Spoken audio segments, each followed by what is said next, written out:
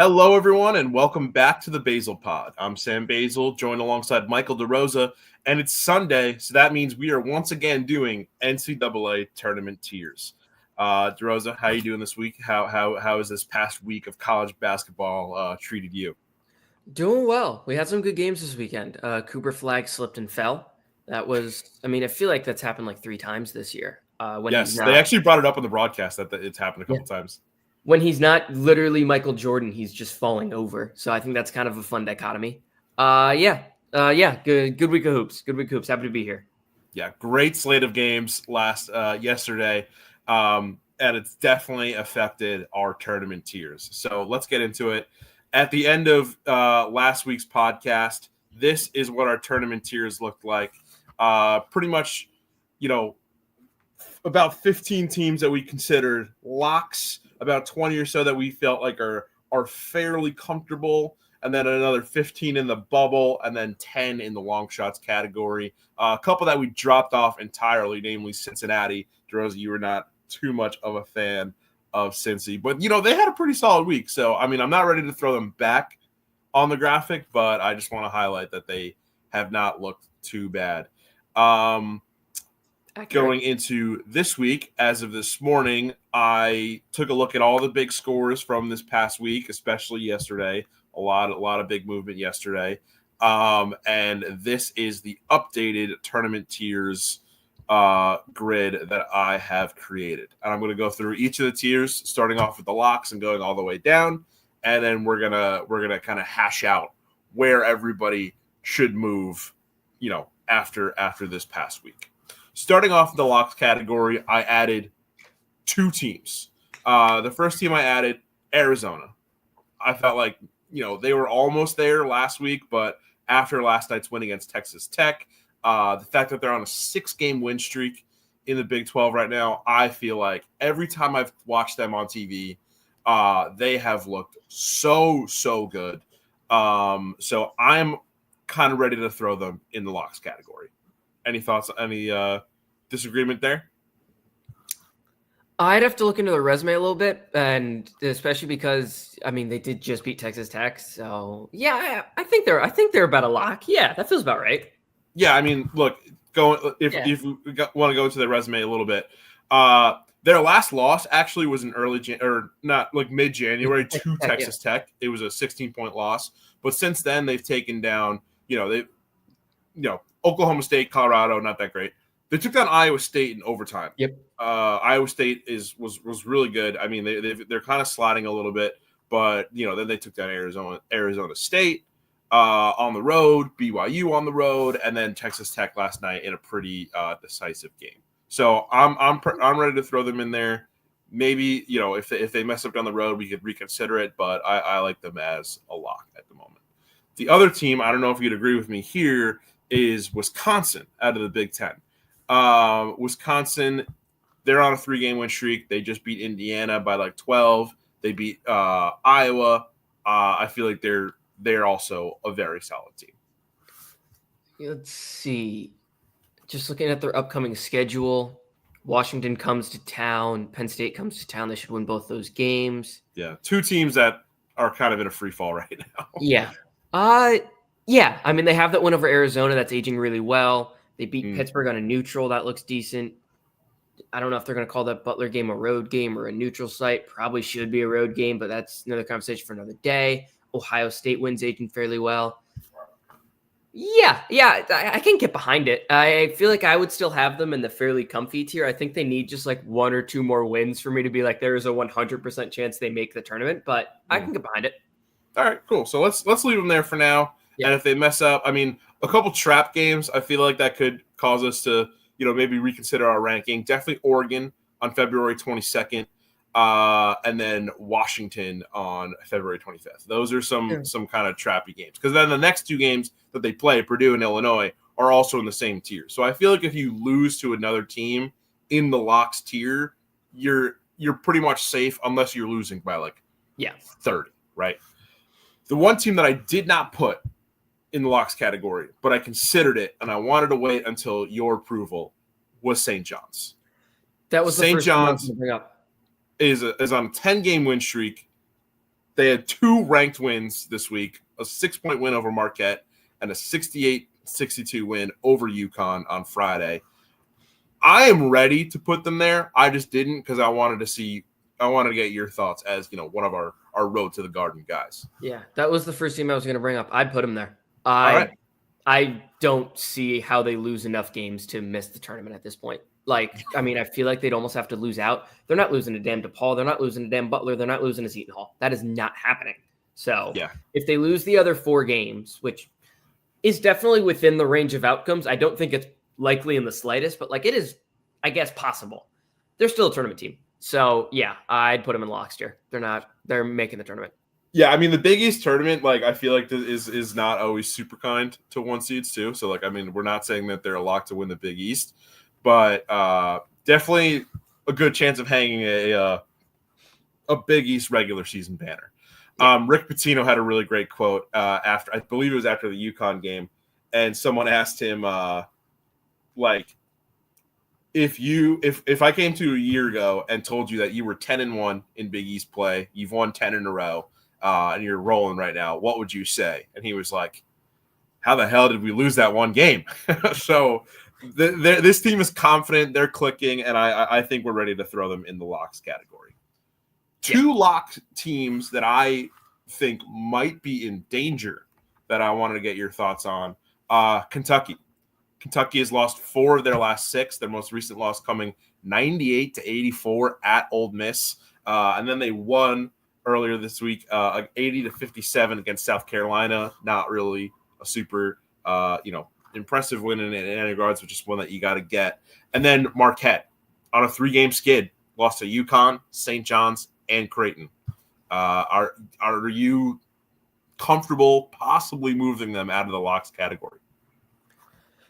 Just want to think about it from a how do they miss the tournament perspective. If we're looking at Kentucky, I guess they could, it is definitely possible. The SEC is loaded to almost lose out, maybe win 1 or 2 games. But for the most part, I don't think they can have a bad loss. So it would just be on merit. They're 16-7 now. If they went, I guess if they went 16-16 on the season, they're probably not a tournament team. So I guess you can move them out there, but I don't think it's all that likely that they're just going to completely lose out. But I could see it. And then with Marquette, I don't know. They get a get-right game next with DePaul, then Seton Hall. They're going to win both of those games because those teams are horrible.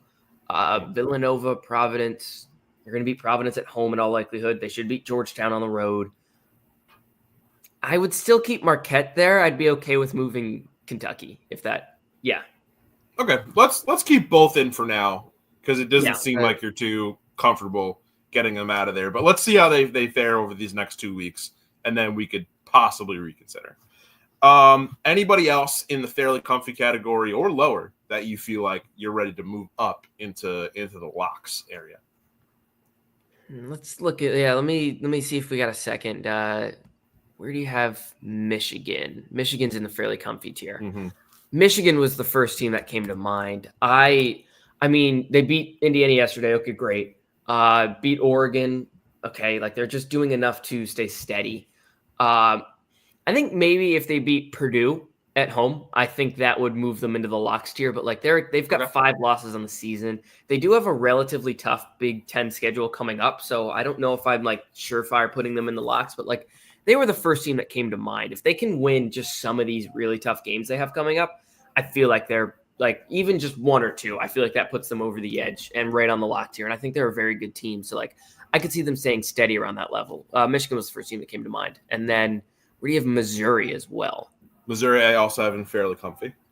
Yeah, they look really good lately. I don't know if, they're another team. I don't know if I'm fully ready to move them up there, especially because they did just lose to Texas A&M at home, and the SEC is so tough that they are going to have to win some of these games, especially some of these home games. But I think they're getting close. If they go 2-0 next week, I'd move them up to the locks tier. But for now, I think we've both got those teams in the right spot. But those are the 2 teams I considered. Yeah, their upcoming games are going to be crucial for whether or not we move them up. Yeah. Michigan, like you said, they got Purdue coming up. After that, though, they've got Ohio State and Michigan State. Ohio State on the road, Michigan State at home. I mean, those if they win all three of those games, or even like you said, 2 out of 3 of those games, I would be comfortable moving them up into locks. Missouri's upcoming schedule, yeah, they lost 2 in a row, but then they got Oklahoma. That could be kind of a get-right game, although Oklahoma's a good team. They're also in the fairly comfy category. Then they got Georgia, another team in the same tier, and Alabama at home. A home game against Alabama would be very, very crucial for them in terms of, kind of locking their spot in the tournament, in the tournament and in the locks tier. Moving into fairly comfy, just in general, teams that I've moved into this category include Gonzaga out of the bubble, New Mexico out of the bubble. I thought about Nebraska. So, I mean, I know last week you were not super high on Gonzaga, but I feel like they've had a pretty solid week. They've moved all the way up to 12th in KenPom. Their wins, again, it's like so hard for Gonzaga to get like quality wins in the WCC outside of St. Mary's and like maybe like Santa Clara right now.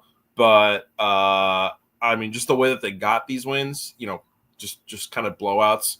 I felt like they're kind of getting back on their feet a little bit. I don't know. I'm not. Again, they don't have like the quality wins. They're like, I think they do win out. So like, I guess I'd say they're fairly comfy, but at the same time, if they slip up at home to St. Mary's, or if they slip up, their season ends at Santa Clara, at San Francisco. Those are the 3rd and 4th best teams in the West Coast, maybe. So if just those teams, I don't know, I could see them losing those games. So I don't know if I'm yet very confident in them. Like, I think they make the tournament, right? Just binarily speaking, if you ask me, do they make the tournament or not? I think they do, and I think they can win a game in the tournament. But at the same time, they just don't have those quality wins for me to like be really bought in. If they beat San Francisco Thursday, I think it's a different conversation. But for now, I don't know. I still would have them on the bubble, but like they'd be like good bubble. And then what was the other team you brought up? New Mexico. So New Mexico's won 6 in a row in the Mountain West. They're kind of like they're now gunning to win the Mountain West. Yeah. Their 2 most impressive wins in that stretch: Boise State 84-65, Utah State 82-63. Richard Pitino's boys, they look good. So I threw them in the fairly comfy category. I'm okay with it because they'll play Wyoming. They should beat Wyoming. They should beat Air Force. Those teams, they win those, they're fine. Then like the other 4 games they have coming up, UNLV comes to town. They go to Nevada, a Nevada team that played them really, really close. Frankly, UNLV did too. And then Utah State and Boise State get a chance for revenge. That's Sunday. They play Utah State. And then the Wednesday after that, they play Boise. So those 2 games are going to be fun. I keep them fairly comfy. If they can win one of those next 2 against Utah State and Boise State, teams they've already beaten, I'd say that would be like the tick for me to be like, I'm fairly confident they make the tournament. But yeah, for the time being, I'm okay with them being fairly comfy. Cool. And then the other team that I was iffy on because, I mean, they have – it's like they have like this nice little blip on their resume, but then they have this just looming shadow that I really can't get over. So I wanted to get your thoughts on, and that's Nebraska. They've got 3 solid consecutive wins over Illinois, Oregon, and Washington. That Illinois win coming 80-74 in overtime. And I'm like, oh, that's pretty solid, right? But then that 6-game losing streak that happened right before that, where they pretty much lost like the entire January, except for 2 games, except for their first game and their last game in January. Like that's really kind of blocking me from throwing them up into this other tier. Any thoughts on there or what?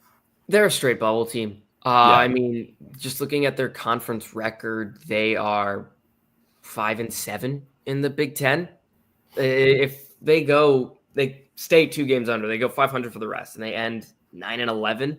Are we really confident a 9-11 Big Ten team is going to be locked for the tournament? Not to mention a team that I believe is under 500 against the top 2 quadrants. Maybe the win over Washington pushed them over the edge, but I don't know. They're just not a team I particularly trust. That said, I do think they win today. I think they beat Ohio State, but like just going forward, they play Ohio State. If they win that, then they go at Maryland comes to town. That's going to be a tough game. At Northwestern, at Penn State, home to Michigan. Those are 4 games KenPom has them losing, albeit 50-50 games, but KenPom has them losing all 4. That if they don't win any of those 4, I don't even know if they're a tournament team in general. So yeah, they're as bubble gets. Yeah, not to be like cynical, but I mean, there is part of me that in years past I would have been like, yeah, the committee is willing to put a 9 and 11 Big Ten team in the tournament. But I feel like not anymore. I feel like that Big Ten kind of bias has kind of faded a little bit. So yeah, let's keep them on the bubble. A team that was in the fairly comfortable category that I dropped I dropped not down to the bubble, but I dropped to long shots is West Virginia. They're kind of in a free fall for me. They've lost 4 of their last 6. They beat Utah, but I feel like losing to TCU that did not bode well for me, and I feel like they've kind of lost their footing as a tournament ready team. I mean, just from like watching them play, they don't look like it, but just the resume they have a win over Gonzaga. They have a win over Arizona. They went at Kansas and won. They beat Iowa State. They have the road win over Cincy. I don't know if that'll end up being a Q1 win, but like they've got the wins that I don't think some other teams do. They're going to have to beat BYU when BYU comes to town. They're going to have to continue to win games, but like as of now, they're a 9 seed in the Matrix. I don't think they're a long shot by any means, just because of the resume they have built up. They just have to be solid for the rest of the season. Like they went at TCU and lost. That's a road game in conference. And teams are going to lose those. That'll be a Q2 loss. Okay, great. But like if they are able to beat BYU, if they're able to beat Cincinnati, if they're able to just win the games they're supposed to for the rest of the season, BYU, Cincinnati, TCU, Utah again, and then UCF, they're a tournament team in my mind. So okay. I'd move them to the bubble tier. Okay. I don't think I'd double bump them down. Because as of now, they're a tournament. If the season ended today, they're a tournament team. So I don't think we can bump them all the way down just for that. All right. So maybe I was being too harsh. Let's bring them back into the bubble. And on the inside of the bubble or the outside of the bubble? I'd say they're if the season ended today, they're a tournament team. So I would say inside of the bubble for the time being. All right, cool. Let's throw them back into the bubble. The other team I threw into the bubble is Pitt. They've lost 6 of their last 8. I don't feel like they're not like West Virginia where they do have the wins that can kind of back them up. I mean, they got wins over Ohio State and a win over West Virginia. But I feel like their wins in conference don't really carry a lot of weight, except for that one over North Carolina. Especially if they go to SMU and lose, I wouldn't be mad at moving them to the long shots tier because they're not going to be able to get another quality win. They'll have that win over West Virginia. They have that win over North Carolina, but like that's it. Neither of those teams might end the season Q1. Like those are 2 teams we're talking about as bubble teams, right? And those are your best wins. Okay, great. Yeah. No. Yeah, they have to go to SMU and win. They have to win that game or the at Louisville game. But yeah, they're a bubble as bubble gets. I would have them on the outside, frankly. If you bumped them down to long shots, I wouldn't be too mad at it. I think they're a bubble team still, but like I could see like I think they're swimming upstream if they want to make the tournament. They blew that UNC game yesterday. They should have won that game. But the fact that you lost to Virginia by 16 at home, you're swimming upstream if you want to make the tournament. And they had every chance to get back by beating North Carolina in a game they should have won, and they didn't. Jeff Capel's going to recruit 2 NBA guards in the same high school class and not make the tournament with either of them in my mind, which is fucking crazy. Yeah, that's nuts. Yeah. Anybody else in the fairly comfy category that you feel like should or should not be there? Fairly comfy. Oregon's not a lock for the tournament. Definitely not. They're not very good.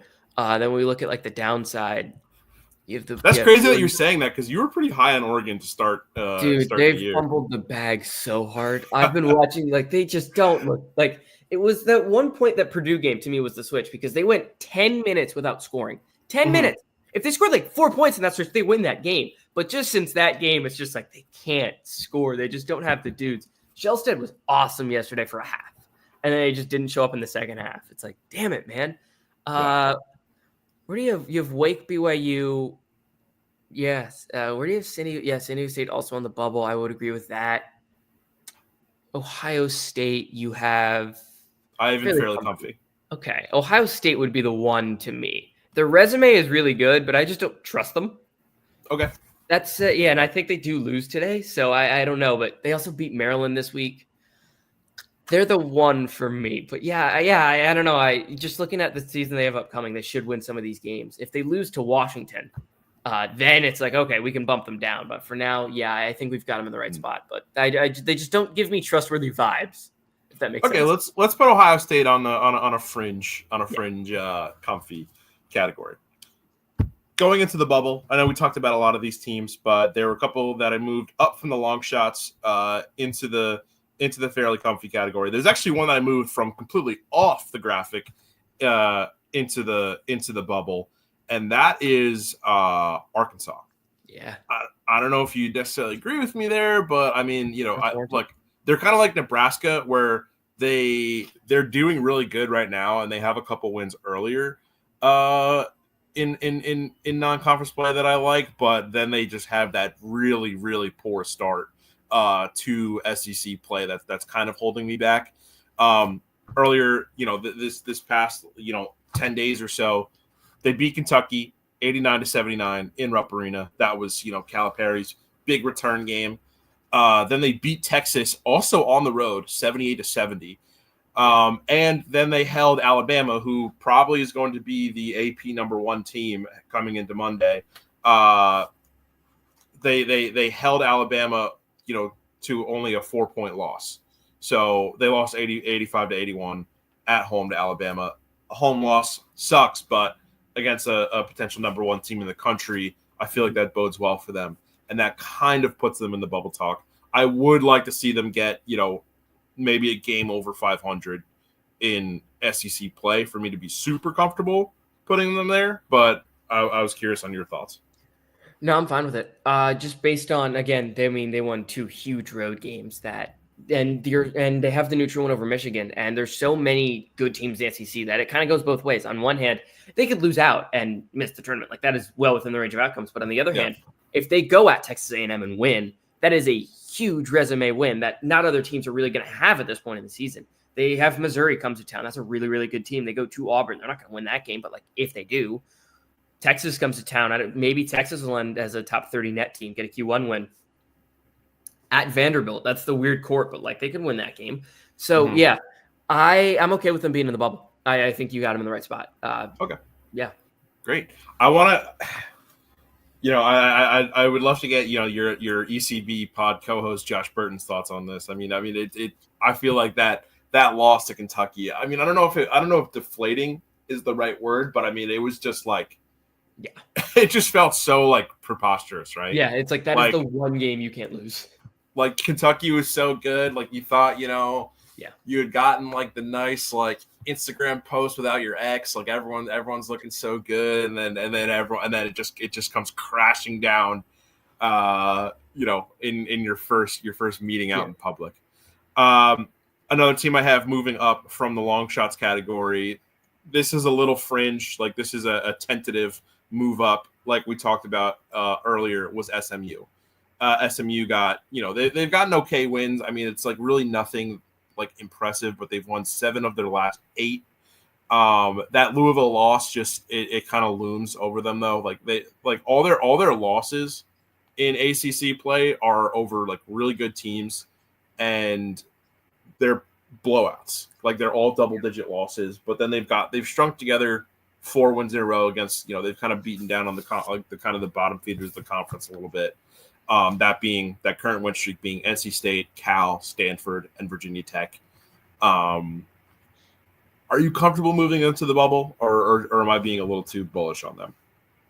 I wouldn't have them here, but like I'm not like vehemently opposed to it. Okay. I think with SMU, I think the thing is they play 2 games next week. Pitt and Wake come to town. If they don't sweep those games, I think we move them down with 100% certainty. Yeah. I think for now we can keep them here, but like I think they're on the outside of the bubble looking in. And again, if they don't sweep those 2 games, just bump them down. Yeah, I like that. Just saying like, hey, you're in consideration, but we need to see something impressive out of you. Then I didn't move them, but I want to. But maybe this just might be my A10 bias coming in. But George Mason looks so good right now. Like, George Mason looks great. The only problem is, like, again, unless it's VCU or Dayton, who they've beaten, On the They road, beat yeah. 67-59.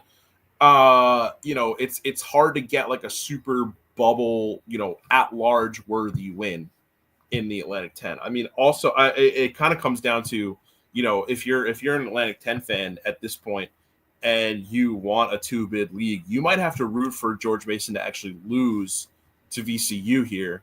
So, keep winning, beat St. Louis, beat St. Joe's, and then lose to VCU. So that boosts VCU's resume as an at-large team because, VCU is a top 40 Ken Pom team right now, and then have Mason win the A10 tournament for the two-bid league. So it's just really tough. There's a lot of like weird A10 politics, that go into it.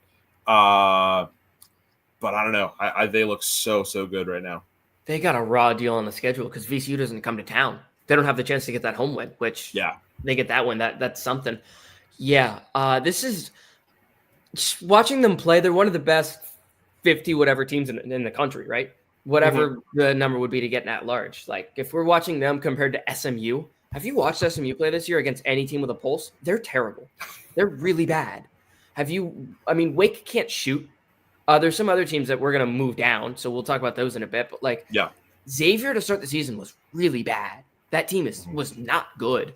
I really like that Vanderbilt team, so I don't want to talk bad on them. But yeah, there are a couple other teams we're going to talk about that we're going to move down. But BYU is a team that is projected like barely in the tournament right now. They dropped some duds. They dropped a complete dud yesterday. They dropped a dud. They're bad. They're not good. George Mason is the better basketball team. Just watching them play. Like, even looking at some of the other teams we'll have in long shots, like George Mason's better than them. Both the Big West schools, UC San Diego, UC Irvine, are better than BYU. But it just comes down to a resume thing. I really wish we could just do it where it's just like you watch the team and it's like, all right, these are the best teams. They're going to get in because they're better than this dog shit BYU team. They're better than this dog shit SMU team. But I don't know if that's how it's going to work. Yeah, they need, maybe the committee just needs like one guy that has no understanding of like any metrics at all. And it's just like an eye test vibes guy. And you definitely need the metrics. Nice. He's a that boy nice. Yeah, exactly. Like, you definitely need the metrics to like counter his opinions because he's definitely not going to hit on every single one. No. But when you're splitting hairs, it might just come down to what is the what's the better looking team? Who's got the more fluid offense? Who's got some nice boys on their team? SMU come to Butler. Butler didn't even play that well that game, and they looked horrible. They were confused by the concept of a team like putting up the most minor point of resistance. It was baffling. They are bad, legitimately bad. So, all right. So let's move Mason into the bubble. Kind of, eliminate that problem that's been keeping me up at night. They want to be in the bubble, right? I think they kind of have to win out. So I'm okay with them as a long shot. All right.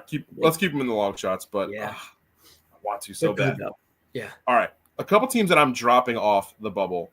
A couple teams that I might want to just drop off the graphic entirely. One, Penn State. Yep. Drop them. Penn State. They've lost 10 straight or some shit? Drop them. They've lost 9 of their last 10. Their last win is against Rutgers, which should be a really good win, but Rutgers is just not. They're just not performing. We talked about it last week. Rutgers on this graphic. Penn State stinks. They can't win games. Drop them. No, sorry, Mike Rhodes, but you got to do it. We're dropping you off. North Texas, I moved down to the long shot category. I wanted to, kind of throw them a bone, and float the idea of a 2-bid American. I just don't feel like it's going to happen now with North Texas. They lost to UTSA and UAB. Like, just not. Those are not the games you want to lose. We didn't have them in the bubble last week. No, we still had them in long shots, but a team that I'm just like, I don't even know like if they even have a shot is Stanford. Like, I feel like Stanford kind of dropped a couple games. They were always kind of a long shot. I don't know. Let's see. Let's look at the Stanford rep.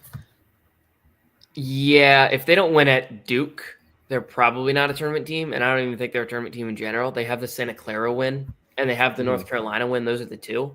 Mm-hmm. Yeah, if they win at Duke, they can make the tournament. They're not gonna though. So yeah, we can bump them down. Sure. Yeah. All right, let's leave them. Let's leave them there for now, and let's see how they do in the next week. Yeah, that's pretty much all the movement I had. Anything else in the bubble area or in the long shots area that you feel like any team that's kind of like emerging, like that you'd want to throw from off the graphics into long shots? I have some teams I want to move the other way. Okay, yeah, let's do it. Northwestern's not a tournament team. Get them out of here. They're not making off entirely. I'd move them to long shots, but like they just had Jalen Leach just got out for the season. Brooks Barnheiser's out for the season. They don't really have like a ton of guys, and it's like, what's their best win? Maryland at home is a very good win. Illinois at home, they have 2 very good wins. Then after that, lost to Penn State at home. Yeah, I mean, I don't know. They're just not. I just don't see how they find a way into the tournament without 2 of their best 3 guys. I think they're fighting an uphill battle, and I think they're kind of cooked. And Arizona State too. That team, get them out of here, chat. They're same thing. Like their conference wins are Colorado, West Virginia, good win, and Colorado again. Okay, great. They beat New Mexico and St. Mary's in non-conference. 2 very good wins. But like, yeah, they're a team that's in the Big 12 that is 3-8 right now. That's not a tournament team. Yeah, get them out of here, chat. See ya. All right.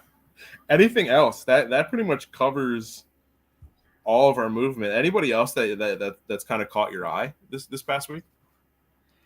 Again, there haven't been a ton of teams that it's just like, man, Arkansas's the one where it's like, okay, they've got these like good wins. Yeah. Like, yeah, they look like they can be a tournament team. Like, this is a different version of John L. Davis we're seeing. We're seeing the version we thought we'd get in the portal, that it's like, if he's playing that well, yeah, they're probably a tournament team. Vanderbilt's one of my favorite teams in the country to watch. They're not Utah State favorite. Like, Utah State is my favorite team to watch, and I overrank them as a result. Vanderbilt's fun. They're fun. They have dear God, a gauntlet coming up. Their next 4 games, wow. Home to Auburn, at Tennessee, at Kentucky, home to Mississippi. Good luck. But they're fun to watch. The way they space the floor really well. Their offense is pretty. They run this like junky little zone defense. They force a ton of turnovers. They don't turn the ball over themselves. They score well in the arc. They're fun to watch. They caught my eye yesterday. They looked pretty good against Texas, but yeah, I don't know if we can move them up just because Ken Pom has them projected to almost lose out, and that's not great. No, definitely. So I think with that, I think it might be, before we overthink things, it might be just good to call it and say that those shifts that we've outlined for the past 30 minutes is what we're gonna have our tiers be for heading into this week, if that's comfortable with you. So with that, DeRosa, where else can we find your stuff? House Enterprise has a Threads account? Yes, sir. We don't really use it that much. We got to get more into it, but you still use Threads? Hey, you know what? If you can post on it, you can find House Enterprise on it. So hell yeah. I'm gonna send Tondo a message and try to run our Blue Ski account. You can find me. We're doing the Everything College Basketball podcast in about an hour and a half. If you're listening to this in post, we've already done it. At MD the Dream, that's my Twitter. I came up with that playing 2K like 5 years back and just kept it. Way more than 5 years back, like 10. Road to the Garden. We got some stuff coming out. We got power rankings on Monday that always go very smoothly. The podcast will probably be released on Tuesday. It's whenever I get around to editing it after we record it Monday. So just all those sort of things. My name is Michael DeRosa. You'll find me somewhere if you Google my name. Yeah, excellent. And, if we want to date ourselves with where our usernames came from, I think mine, Sam12878, came from Pirates of the Caribbean Online in like 2008. So I like that. I've stuck with it. Yeah. So make sure you follow DeRosa on everything, and you could find a lot of his work on House Enterprise, and that on all the below socials that you see ticking across the screen right now, as well as on house-enterprise.com. We've always got so much great stuff, especially with college basketball heating up. There's a football game on today. I don't know if you were aware of this, DeRosa. What's football? Yeah, afterwards though, we are in full college basketball mode. But for that football game, I've heard that some House Enterprise creators have put out some previews to help you get up to speed. So make sure you check those out at house-enterprise.com. And with that, that'll be this latest episode of the Basel Pod. So for Michael DeRosa, I'm Sam Basel, and until the next episode, we'll see you guys next time.